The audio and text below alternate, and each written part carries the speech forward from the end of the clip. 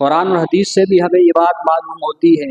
کہ لوگوں کی عزت نفس کا کتنا خیال رکھا گیا ہے۔ سورۃ البقرہ آیت نمبر 83 میں اللہ تعالیٰ نے ارشاد فرمایا کہ وَقُولُوا لِلنَّاسِ حُسْنًا،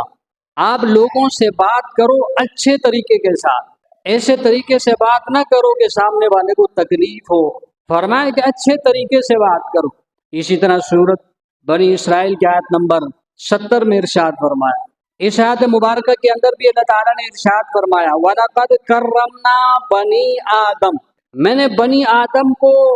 انسان کو عزت بخشی ہے، یہ معزز ہے تمام مخلوقات میں۔ اسی طرح سورۃ الحجرات آیت نمبر 11 میں اللہ تعالیٰ نے ارشاد فرمایا یا ایھا الذین آمنوا لا یسخر قوم من قوم عسى ان یکون، اے ایمان والو تم میں سے کوئی قوم کسی دوسری قوم کا استہزاء نہ کرے، مذاق نہ اڑائے، حقیر نہ سمجھے اس کو، اس لیے کہ ہو سکتا ہے وہ دوسری قوم اس سے بہتر ہو، اس لیے دوسری کوئی قوم کسی قوم کا مذاق نہ اڑائے، دوسروں کی عزت کا خیال رکھے۔ اسی طرح نبی علیہ الصلوۃ والسلام نے بھی ارشاد فرمایا، بخاری اور مسلم شریف کی روایت ہے، حضرت عبداللہ ابن عمر رضی اللہ تعالیٰ عنہ راوی ہیں، جناب رسول اللہ صلی اللہ علیہ وسلم نے ارشاد فرمایا المسلم من سلم المسلمون من لسانہ ویدہ، کامل مسلمان وہ ہے کہ جس کے ہاتھ سے، جس کی زبان سے دوسرے مسلمان محفوظ ہوں، دوسرے مسلمانوں کی عزت نفس کا خیال رکھتا ہو، ان کی تکریم اور تعظیم کرتا ہو، بڑے ہیں تو احترام کرتا ہو، چھوٹے ہیں تو ان کا اکرام کرتا ہو، احترام کرتا ہو، دوسروں کی عزت کا خیال رکھتا ہو، تو فرمایا کہ یہ کامل مسلمان۔ اسی طرح مسلم شریف کی روایت ہے، حضرت ابو ہریرہ رضی اللہ تعالیٰ عنہ راوی ہیں، جناب رسول اللہ صلی اللہ علیہ وسلم نے ارشاد فرمایا کسی شخص کے برا ہونے کے لیے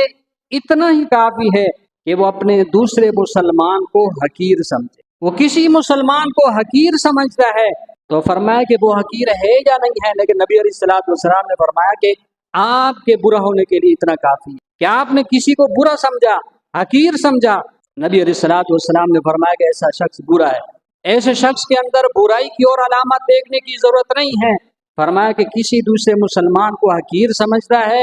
وہ شخص خود برا ہے۔ اسی طرح بخاری اور مسلم شریف کی روایت ہے، نبی علیہ الصلوۃ والسلام نے ارشاد فرمایا، حضرت ابو ہریرہ رضی اللہ تعالیٰ عنہ راوی ہیں، فرمایا کہ من کان یؤمن باللہ والیوم الآخر فلیقل خیر او لیصمت، جو شخص اللہ اور قیامت کے دن پر ایمان لاتا ہے اس کو چاہیے کہ وہ بہتر بات کرے، اچھی بات کرے، اگر اچھی بات نہیں کر سکتا تو خاموش رہے، ایسی بات نہ کرے کہ جس کی وجہ سے جو ہے وہ دوسروں کو تکلیف ہو۔ تو ان تمام احادیث و آیات سے معلوم ہوتا ہے کہ دوسروں کی عزت نفس کا کتنا جو ہے وہ لحاظ رکھا گیا، خیال رکھا۔ حضرت عمر فاروق رضی اللہ تعالیٰ عنہ فرماتے ہیں آپ لوگوں کے بارے میں اچھا گمان کرو اور ان کی عزت کا خیال رکھو۔ حضرت علی رضی اللہ تعالیٰ عنہ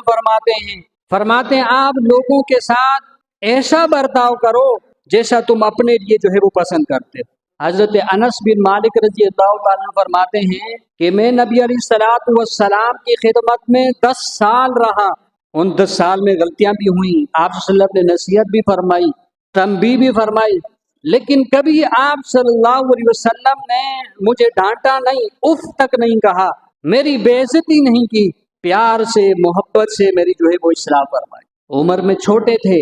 لیکن اس کی تربیت بھی نبی علیہ الصلوۃ والسلام نے ایسے فرمائی کہ کبھی ان کو ڈانٹا نہیں۔ اسی طرح وہ ایک واقعہ ہے کہ نبی علیہ الصلوۃ والسلام اور صحابہ کرام رضوان اللہ تعالیٰ مجمعین بیٹھے ہوئے ہیں، ایک اعرابی شخص وہ سامنے مسجد میں جو ہے وہ پیشاب کرنے لگا، صحابہ کرام اس کی طرف دوڑنے لگے سختی سے منع کریں، لیکن نبی علیہ الصلوۃ والسلام نے ان کو منع کر دیا، روک دیا۔ بعد میں ان کو جو ہے وہ نبی علیہ الصلوۃ والسلام نے پیار سے، محبت سے ان کو سمجھایا، اس موقع پر بھی ان کی عزت کا خیال رکھا، بے عزتی نہیں کی، ان کو پیار اور محبت سے سمجھایا،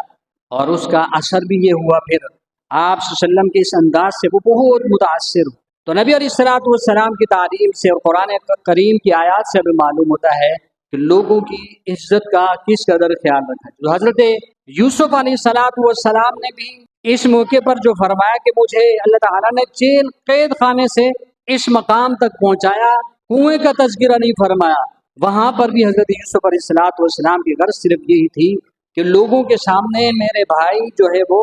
اپنے آپ کو شرمندہ محسوس نہ کریں، ان کی عزت کا خیال رکھا۔ اسی طرح حضرت یوسف علیہ السلام نے اپنے بھائیوں کے بارے میں نہیں کہا کہ میرے بھائیوں نے جو ہے وہ اس طرح معاملہ کیا تھا کہ مجھے کنویں میں ڈالا، کہا کہ شیطان نے ہمارے اور میرے بھائیوں کے درمیان یہ معاملہ کر دیا۔